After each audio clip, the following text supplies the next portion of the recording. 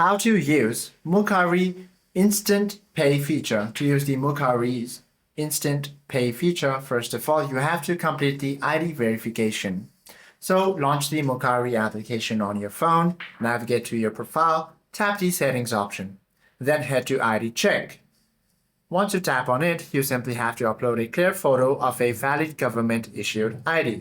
Want to do this, you simply have to take a real-time selfie inside the application camera view to verify your physical identity matches the document itself. Then proceed to link an eligible debit card. You simply have to head to the settings, then go to balance and head to payment methods. From there, tap to add a Visa or Mastercard debit card.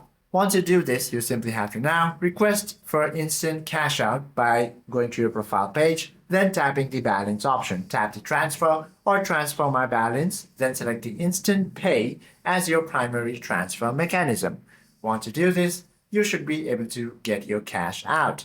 Hope this video helps you out a lot. If you have any questions or queries, please do comment down below.